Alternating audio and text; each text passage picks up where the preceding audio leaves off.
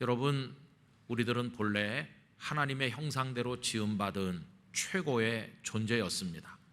그런데 아담과 하와가 선악을 알게 하는 나무 열매를 따먹고 죄를 지은 이후로 에덴에서 추방되었는데, 에덴에서 추방되었다는 것은 하나님과의 관계가 단절되었다는 의미죠. 생명의 근원이신 하나님으로부터 떨어지게 되니까 인생들은 생명이 없는 죽음의 존재가 되었고 멸망에 떨어지게 되었습니다. 그런데 자비로우신 하나님께서는 우리들을 그 멸망에 방치하지 않으시고 독생자 예수님을 세상에 보내주셔서 우리를 구원하십니다.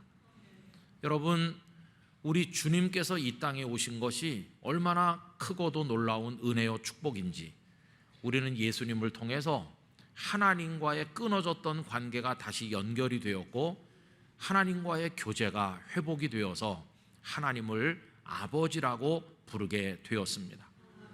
다시 연결된 이 은혜로운 관계를 보여주는 말씀이 잘 아시는 마태복음 1장 23절이라 하겠습니다. 보라, 처녀가 잉태하여 아들을 낳을 것이요, 예수님의 탄생이죠. 그 이름을 임마누엘이라 하리라 하셨으니, 임마누엘의 뜻을 번역하면 여러분 뭡니까? 뜻이 하나님이 우리와 함께 계시다 함이라. 하나님으로부터 단절되었었는데 예수님께서 이 땅에 오심으로써 하나님과 우리가 다시 함께 있게 되었어요. 그래서 하나님은 우리의 아버지가 되셨고 우린 하나님의 넓은 품에 안겨서 한없는 사랑을 받게 되었습니다. 이 은혜와 복이 얼마나 큰지 영락의 성도들이 풍성하게 누리시기를 기원합니다. 거기까지는 참 좋은 말씀인데, 그런데 문제는 뭐냐 하면 하나님께서 우리를 품에 넣으시고 사랑하신다 하니까 우리도 모르는 사이에 우리가 하나님 앞에 버릇없는 아이가 되어가고 있다는 것입니다. 하나님을 함부로 대하는 마음이 우리 속에 생겨나는 게 아닌가 여겨집니다. 여러분, 우리 얘기는 잠시 놔두고 하나님을 함부로 대하는 이런 이야기는 세상에서는 벌써 오래전부터 있었던 것이죠. 13세기, 14세기에 남쪽 이탈리아에서부터 시작이 돼서 유럽에 퍼져나간 소위 르네상스 휴머니즘이라고 하는 게 있습니다. 휴머니즘이란 말 그대로 그 중심에는 인간이 앉아 있습니다. 여러분이 르네상스 휴머니즘은 지나간 긴 세월 동안 근대, 현대 세계를 일으켜 세운 어떤 중심 사상이라고 할 수 있는데, 그 한복판에 인간이 떡하니 앉아 있는 거죠.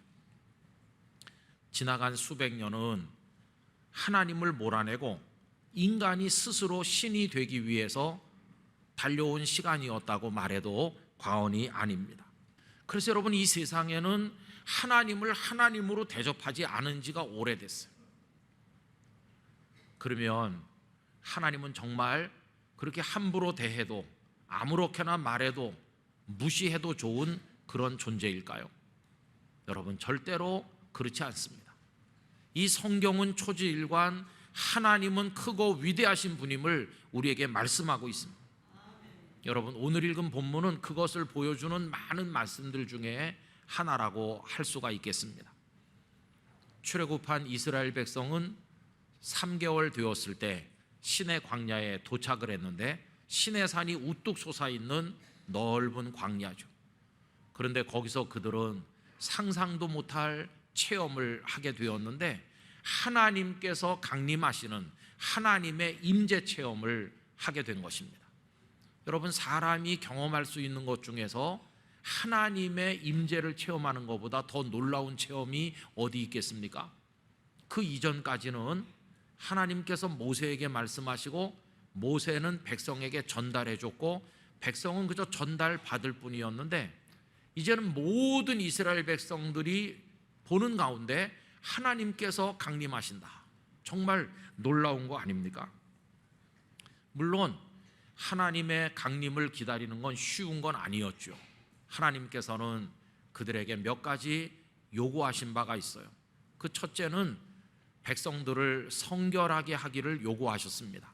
19장 10절 말씀에 보면 여호와께서 모세에게 이르시되 너는 백성에게로 가서 오늘과 내일 그들을 성결하게 하며 그들에게 옷을 빨게 하고, 옷을 다 세탁을 해서 깨끗하게 입고 그리고 자신의 마음들을 성결하게 하였습니다. 두 번째로 요구하신 것은 기다리게 하신 것입니다. 시간을 좀 가지고 마음을 준비케 하신 거죠.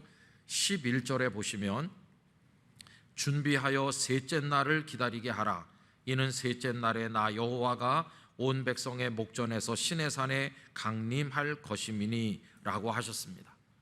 세 번째는 하나님께서 시내산에 강림하실 때 백성들이 산 위로 올라오지 못하도록 하기 위해서 산 아래 경계선을 설치하게 하신 것입니다. 12절입니다.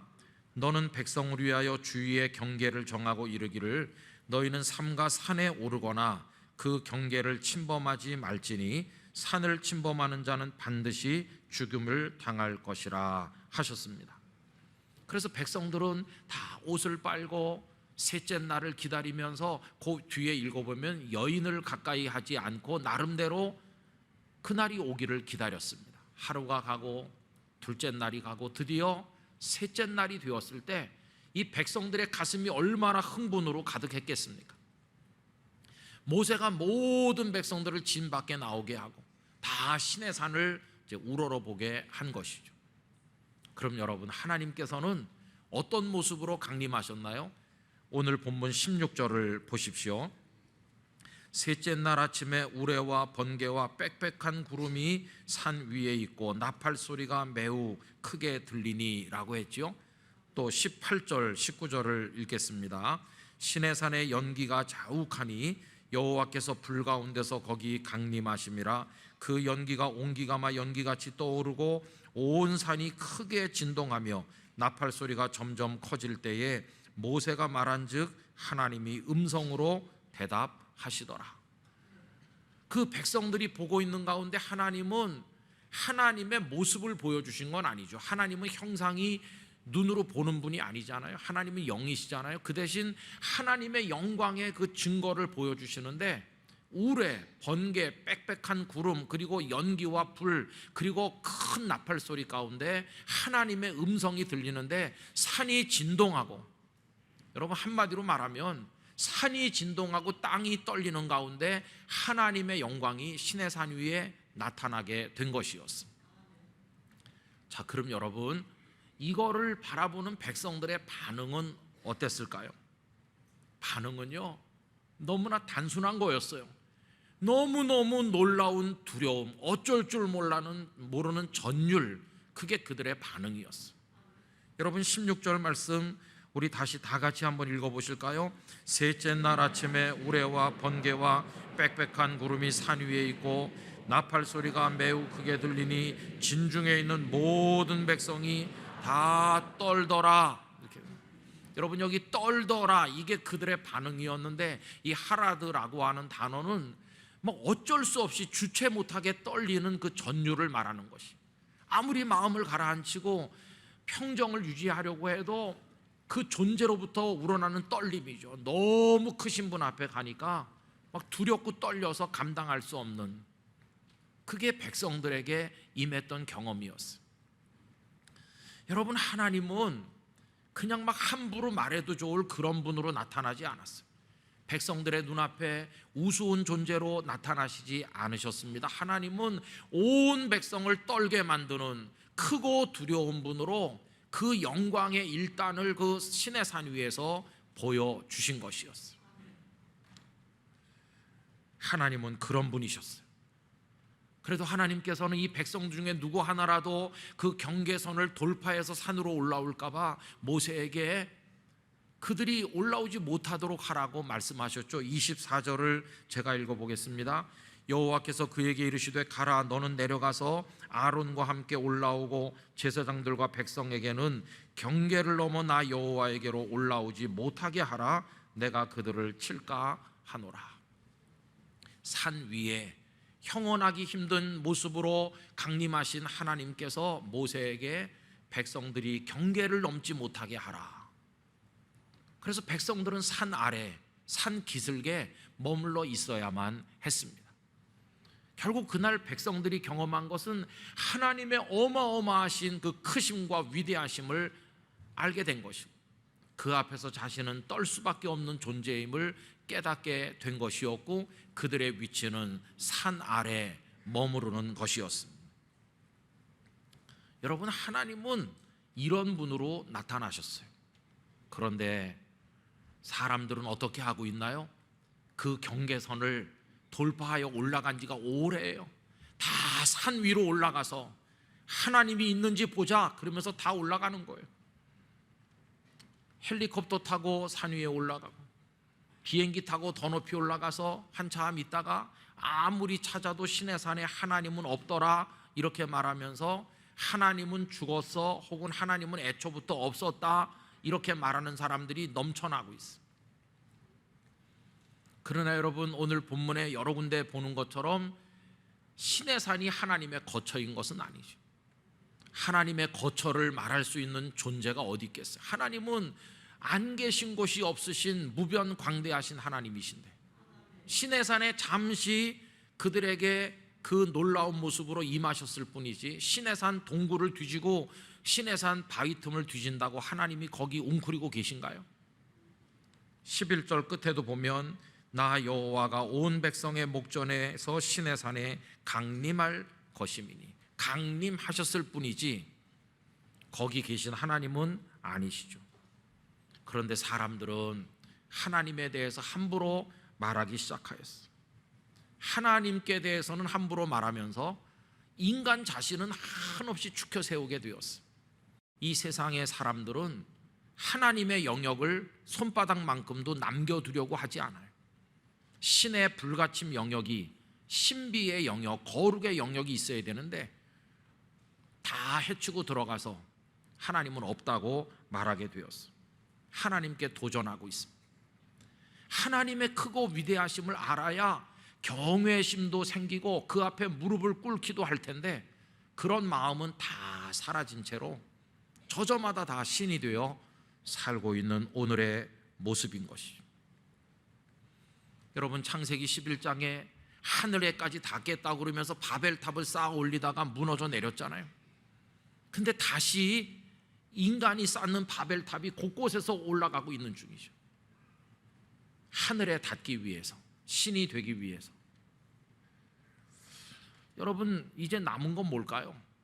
하나님께서 그 바벨탑을 무너뜨리신 것처럼 지금 이 세대가 쌓아 올리고 있는 바벨탑을 무너뜨리시는 것밖에 남은 일이 없는 건 아닐까요? 그게 곧 세상의 종말이 아닐까, 인류의 끝이 아닐까, 이런 생각을 하면 참 두려움이 많죠. 여러분, 우리는 코로나가 종식되기를, 자연재해가 사라지기를, 이 땅이 평화로운 세상이 되어 지구촌이 살기 좋은 곳이 되기를 저도 기도하고 여러분들도 기도하시잖아요. 그런데 그렇게 기도할 때 마음 한구석에 참 불편함이 있어요. 그 기도를 드릴 수 있는가? 하나님 지금 화가 많이 나 계시는데 뭐가 예쁘다고 지구촌의 재앙을 멈추게 하고 전염병이 사라지게 하고, 뭐가 예쁘다고 이 지구촌을 살기 좋은 곳으로 만들어 주시겠어요? 하나님께서 오늘까지 참아주신 것만 해도 대단한 거죠.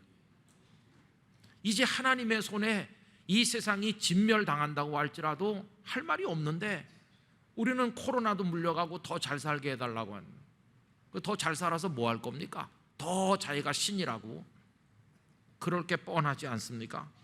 그래서 그런 기도를 하긴 하지만 참 하나님 앞에 죄송하다, 이런 마음을 가질 때가 많이 있는 게 사실입니다. 자, 그럼 여러분, 세상은 그렇다 치고 하나님을 경외한다고 하는 성도들이 모인 우리 교회는 어떨까요?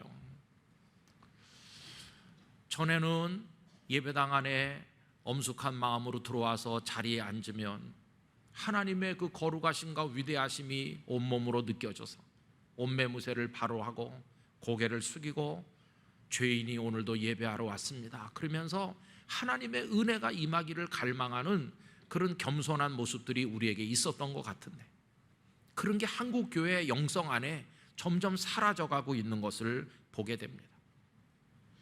예배는 물론 드리긴 드리죠. 그런데 예배가 끝나기가 무섭게 예배를 드렸다는 그 사람의 입에서 나오는 말과 살아가는 삶의 그 안하무인적인 모습을 보면 이거 하나님을 경외하는지 참 의심스러울 때가 많아요. 하나님 따위는 무시하고 교회를 휘젓는 사람, 함부로 말하는 사람, 교회를 무슨 사유재산쯤 되는 줄 생각하는 사람, 성도들을 마구 대하는 사람이 너무나 많아요. 예배가 끝나면 하나님은 수면 상태로 들어가십니까? 하나님은 골방에 문 잠그고 들어가서 안 나오시나요? 하나님을 너무 무시해요. 여러분, 설교도 그래요. 어떤 설교자의 설교를 들어보면은 마치 하나님의 모든 걸 다 아는 듯이 너무 지나친 자신감으로 말하는 것 같이 느껴져요. 하나님 마음속에 들어갔다 나온 것 같이 그렇게 말하는 걸 보면 저도 설교하는 사람 입장에서 참 불편하다 그렇게 느껴요. 주님 하지만 주님이 안 계신 교회가 많은 게 아닌가 이렇게 생각하기도 해요. 그래서 함부로 행동하는 성도들을 경계하기 위해서 어떤 목사님이 이러더라고요. 하나님이 보고 계셔요. 그러면은 하나도 느낌이 없기 때문에 시퍼렇게 두 눈 뜨고 보고 계셔요. 이렇게 하면 약간 좀 불편해한대요. 여러분, 지금 하나님이 보고 계신 거 아세요? 우리의 말을 들으시고 우리의 귀에 모든 걸 다 집중하고 계신 거 아세요? 뭘 듣고 뭘 말하고 뭘 보는지 하나님 다 보고 계시는 거예요. 우리부터가 하나님을 너무 무시하고 하나님을 너무 없이 여겼구나. 그런 회개가 지금 우리에게 필요한 것이죠. 성도 여러분, 이제 오늘 하나님을 경외하는 사람 1번인데 앞으로 조금 그 2번, 3번 계속 말씀드리려고 해요. 하나님을 경외하는 사람으로 사는 게 뭐냐? 한마디로 말하면 하나님을 경외한다는 그 의미는 하나님을 크고 위대한 분으로 높이고 두려워한다는 뜻이에요. 저는 우리 영락교회 성도들만이라도 하나님을 진심으로 경외하길 원합니다. 하나님 앞에 겸손히 엎드려야 되는 것이에요. 하나님의 성호에 합당한 영광과 찬송과 존귀를 오직 하나님께만 드리시기를 바랍니다. 하나님을 경외해야 되지. 그게 우리 속에 없어진 지가 오래가 아닌가. 여러분, 종교개혁자 마틴 루터는 하나님을 하나님 되시게 해라 그런 말을 했다고 알려져 있는데 사실은 루터 자신이 그렇게 표현한 것은 아니고요. 1947년에 피터 왓슨이라고 하는 영국 신학자가 Let God be God 이란 책 제목으로 책을 냈거든요. 하나님을 하나님 되시게 하라. 그래서 이제 그 문장이 유행한 것이죠. 루터는 그런 표현을 쓰진 않았고 이렇게 많이 했어요. 하나님은 하나님이시다. 이렇게. 의미는 동일해요. 하도 세상 사람들이 하나님을 우습게 여기고 멸시하니까 그런 하나님이 아니시다. 하나님은 크고 위대한 분이시니 그 하나님을 하나님 되시게 높여드려라. 그런 뜻으로 얘기한 것이죠. 여러분, 당시 굉장히 유명한 인문주의자 에라스무스라는 사람이 있었는데 에라스무스와 루터의 논쟁이 유명합니다. 그때가 1524년, 1525년 그 무렵이죠. 에라스무스가 이런 말을 했거든요. 하나님으로 하여금 선한 하나님이 되시게 해라. 하나님을 선한 하나님이 되시게 해라. 여러분, 이게 무슨 말인지 금방 딱 안 오시죠? 이런 얘기입니다. 뒤집어 말하면 에라스무스의 말은 선하지 않은 하나님은 내 하나님이 아니라는 거예요. 그러면 하나님을 내가 선택하는 거잖아요. 선하면 내 하나님, 내 마음에 안 들면 내 하나님 아니다. 그럼 하나님이 선한지 아닌지를 누가 들여다보고 평가를 내리고 점수를 매겨야 될 텐데 그건 누가 하는 겁니까? 인간이 한다는 거예요. 인간이 하나님을 앞에다 두고 평가하고 점수를 매기는 거죠. 이게 인문주의자적인 얘기 아닙니까? 인간이 하나님 위에 앉아 있잖아요. 그런데 그에 대해서 루터는 말하기를 인간은 하나님을 판단할 존재가 아니라 하나님에 의해서 판단받아야 될 자요 심판받아야 될 자다. 그리고 하나님은 인간이 존재하기 이전 영원 전부터 계시고, 하나님이 선하든 악하든 하나님은 하나님이시지, 인간이 뭐 이러고 저러고 말할 영역 안에 계신 분이 아니시고 인간의 영역을 초월해 계신 크고 위대하신 하나님이시다. 그래서 하나님은 하나님이시다, 이렇게 이야기를 하게 되었던 것이,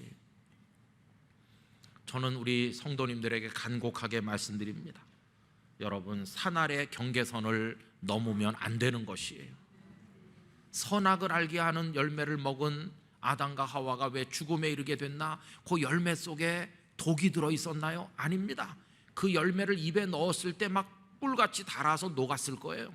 열매는 맛있었을 거예요. 그런데 왜 죽음에 이르렀나? 하나님께서 이 동산에 있는 모든 걸 다 먹어도 좋지만 그 중앙에 있는 선악을 알게 하는 나무 열매는 먹지 말아라 하신 것은 하나님께서 경계선을 쳐놓으신 것과 같은데, 그 하나님의 하나님 되심을 인정하는 경계를 뛰어넘어 그 열매를 먹었기 때문에 인생은 결국 죽음에 이르게 된 것이에요. 하나님이 쳐놓은 경계선을 넘어가면 안 돼요. 겸손히 산 아래 머물 수 있는 사람이 돼야 될 것입니다. 하나님을 두려워할 때 거기서 참 신앙도 시작이 되고 참 사랑도 느낄 수 있는 거예요. 여러분, 아까 그 임마누엘 얘기를 했잖아요. 하나님께서 사람 몸을 입고 이 땅에 오셔서 우리를 품에 안아주시고 하나님이 우리와 함께 계시다. 얼마나 놀라운 축복입니까?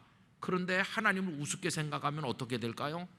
하나님 그냥 이웃집 사람 같아. 아침에도 오고 낮에도 오고 저녁에도 오고, 좀 안 왔으면 좋겠는데 귀찮다. 하나님을 우습게 생각하면 그분이 나와 같이 계시다는 게 하나도 기쁘지 않아요. 그런데 하나님을 내 평생 살아도 먼발치에서 얼굴 한번 보기 어려운 그런 분처럼 그렇게 귀하게 생각한다면 그분이 오셔서 나와 같이 있다는 게 얼마나 영광스럽게 느껴지겠어요. 하나님을 크게 생각할수록 하나님의 사랑도 크게 느껴지는 겁니다. 하나님을 우습게 여기면 하나님의 사랑도 별거 아닌 것 같이 여겨지는 것이, 누가 감격하고 누가 기뻐하고 누가 하나님 앞에 기뻐 뛸 수 있는가? 하나님을 크게 생각하는 사람이 그 사랑을 받는 감격도 크다고 하는 걸 우리 성도님들 기억하시기를 바라는 것입니다. 위대하신 창조주, 나의 아버지, 그 영광의 끝을 알 수 없는 그 놀라우신 분, 크고 위대하신 분이 나를 사랑하시고 나 같은 죄인을 품어 안으신다. 세상이 뭐라고 그래도 나는 그분 앞에 무릎 꿇고 모든 영광과 존귀를 아버지 하나님께만 올리겠습니다. 여러분, 이게 영락교회 성도들의 신앙이 되시기를 바라는 것입니다. 이제는 우리의 몸가짐도 언행도 하나님 앞에 겸손하게 바르게 해야 됩니다. 예배드리는 자세부터 우리 바로 앉기로 하고, 하나님을 이야기할 때 우리의 어법도 예절 바르게 사용하기로 하고, 그리고 하나님 앞에 겸손하게 말해야 됩니다. 하나님, 저를 불쌍히 여겨 주시옵소서. 하나님, 저는 알지 못하니 무지를 깨우치시고 진리를 가르쳐 주시옵소서. 하나님, 제 뜻대로 하길 원하지 않사오니 하나님의 뜻을 기다리옵니다. 하나님의 때를 기다립니다. 아버지의 뜻이 이루어지게 하시옵소서. 이게 하나님을 높이는 사람의 기도하는 모습인 것이, 사무엘상 2장 30절 이런 말씀이 후반부에 나오죠. 나를 존중히 여기는 자를 내가 존중히 여기고 나를 멸시하는 자를 내가 경멸하리라. 영락교회 모든 성도들이 하나님을 존중히 여기시기를 바랍니다. 그래야 하나님도 그런 사람을 존중히 여기시고 우리를 아들, 딸로 참되게 사랑하시고 생명의 길로 인도하실 것입니다. 세상이 아무리 요지경이라 할지라도, 심지어 하나님을 믿는다는 사람들까지 방종한다 할지라도, 영락교회 성도들은 하나님을 하나님 되도록 높여드리는 겸손한 성도, 참으로 하나님을 경외하는 성도가 되시기를 간절히 부탁드립니다.